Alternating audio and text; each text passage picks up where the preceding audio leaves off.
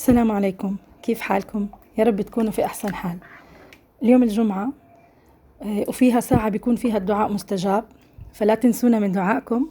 وكمان خلونا ندعي لأهلنا في غزة وفي السودان وفي اليمن وفي سوريا وفي لبنان بالنصر والفرج القريب إن شاء الله. عاملة اليوم أكلة أنا كتير بحبها، وما أظن في حدا بيعرف الأكل الهندي ما بيحبها. دجاج بالزبدة، دجاج مخاني، يخلي الدجاج كريمية وهيك مليانة بهارات، ومعها كمان رز الجرم مسالة الخطير. أكلة كتير زاكي ولازم تجربوها على طريقتي لأني بعملها على أصولها وأحسن من المطاعم. يلا حطي لايك وادخلي على الفيديو ونسمي بالله ونبدأ. يلا بسم الله الرحمن الرحيم. أول إشي بدنا نعمل الرز الهندي، وهذا الرز كتير زاكي لو أكلتوه حتى لحاله جنب دجاج مشوي، لحمة مشوية، بيعطي طعم كتير زاكي. حطيت زيت، سخنت ومعاه شوية من السمنة هيك بقيها. طيب، والبهارات الحب عندي كمون حب وقرنفل وهيل وشوي من المستكة. المستكة هاي إضافة من عندي، ما بحطه أكيد. وعندي إشي اسمه هون الشيبة، بيكون هيك شكلها، موجودة عند كل العطارين. بدي أحط ورقتين أو 3. رح أحط البهارات تتحمص لأنه بلش الزيت هيك يسخن، أو حطوا ورق غار.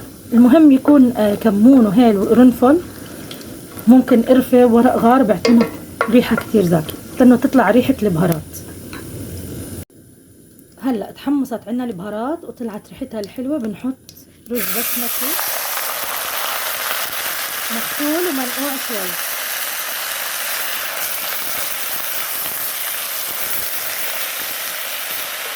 نحط ملح والمي السخنة وهيك صار جاهز. 4 حبات بندورة مفرومة، نص اصبع زنجبيل مفروم، و5 أو 6 سنان تومة، وبصلة كبيرة. إذا لاحظتوا كل إشي فرمناه خشن، ما بدي أضيع وقتي بالفرم. فرمته خشن، فرمناه خشن أو ناعم، كله حينطحن بالأخير بالخلاط. طيب، كل هذا الحكي لازم نشوحه بكمية كويسة من الزبدة لأنها دجاج بالزبدة. طبعا هلا حتقولوا لي وين الدجاج؟ هلا جايكم حنشوف طريقة الدجاج. عندي هون حوالي 70 جرام زبدة، ولسه حنضيف كمان. بس تسخن بدي أحط عليها الخضار. بسم الله، نحط الخضار.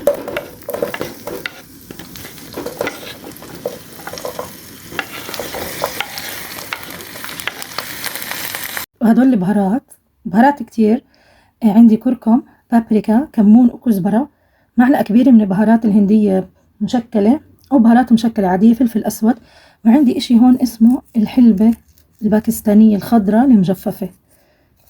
وعلى فكرة بديلها ممكن الحلبة العادية تطحنوا منها شوي وتحطوا، بس هاي ما بتعطي مرار زي هديك ونكهتها أخف شوي.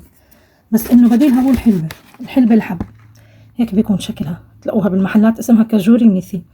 ما عندكم لا تحطوا. وبدي أحط معلقة من بهارات الدجاج بالزبدة.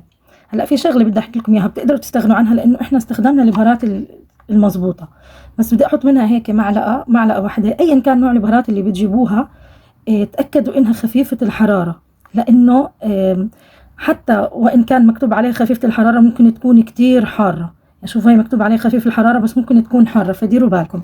يعني المكتوب عليها حاره او حاره كتير لا تجيبوها الا اذا كنتوا بتتحملوا الشطه كتير يعني. طبعا هدول البهارات بدنا نروح فيهم وين؟ على الخضار، ونحرك. بس بدي هيك يدبلوا شوي بنروح نطحنهم بالخلاط. عندي هون حوالي 750 جرام فيليه دجاج، فرمناه هيك مكعبات. راح احط عليه ربع كوباية زيت، وين المعلقة؟ راح احط عليه معلقتين او 3 من اللبن. طيب كمان شوي. ربع كوباية عصير ليمون. والبهارات تقريبا نفس البهارات، معلقة كبيرة من البابريكا، معلقة كبيرة من البهارات الهندية المشكلة، ملح، الحلبة الباكستانية، شوية كمون وشوية من الكزبرة، فلفل أسود وزنجبيل. ونخلط كل إشي، وعشان نسهل على حالنا بنحطه بالفرن يتحمر، ياخد لون من فوق ومن تحت، بدل ما احنا هيك نحمره على الغاز. طبعا تنقعوه شوية تتركوه بهاي الخلطة منقوع شوي، تحطوه بعدين بالفرن حوالي نص ساعة. وهي الخضار بعد ما هرسناهم والريحة خطيرة، ريحة كتير حلوة. طيب شو رح نعمل هلأ؟ بدنا نضيف شوية مكونات، شوية من معجون البندورة، اوكي. بدي احط اللي هو اهم اشي فيها الكريمة، حوالي كوباية ونص من الكريمة. الكريمة اشي كتير مهم بالدجاج بالزبدة، الكريمة والزبدة. شو بدنا نعمل؟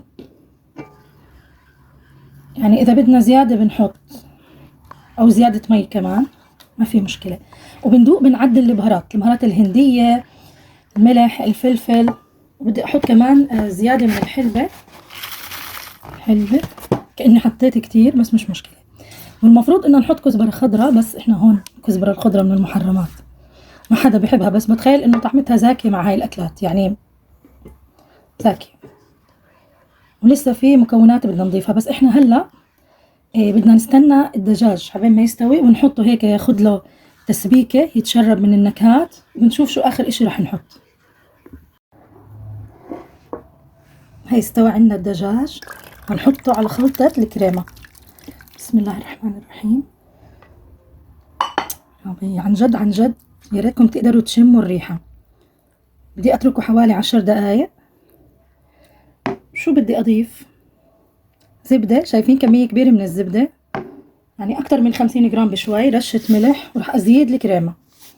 هيك اتركوها 10 دقايق تتسبك، وعن جد بتشهي تقريبا مثل اللي بنطلبها من برا. يعني هي بعد ما تسبك الدجاج حطيت معلقتين كبار من السكر. رح احكي لكم بالمقطع الجاي ليش، واحكي لكم الكميات اللي حطيتها للطبخة كليتها. شمين الريحة؟ شمين؟ اكيد شمين، لانه الريحة عبت المطبخ والبيت كليته. في شغلة مهمة بدي احكيها، بنحط معلقتين كبار من السكر ضروري جدا علشان حدية البهارات، توازن النكهات. معلقة كبيرة من الكركم ومعلقة كبيرة من البابريكا علشان تعطينا هذا اللون الحلو مع البندورة. طبعا عدلنا الملح والفلفل، وحطينا حوالي 200 جرام من الزبدة عشان هيك نحصل على طعمة طيبة، ولانه انا كمان عاملة كمية، وحوالي كوبايتين وشوي من الكريمة. وهلأ بدنا نسكب لكم صحن عشان تشوفوا الشكل النهائي.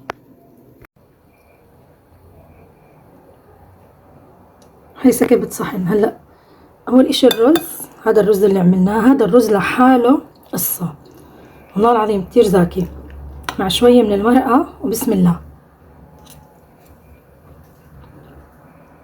والطعم كتير زاكي خطير. طيب جربوا هاي الوصفة وابعتولي. لا تنسوا تشتركوا بالقناة، خلينا ننشهر.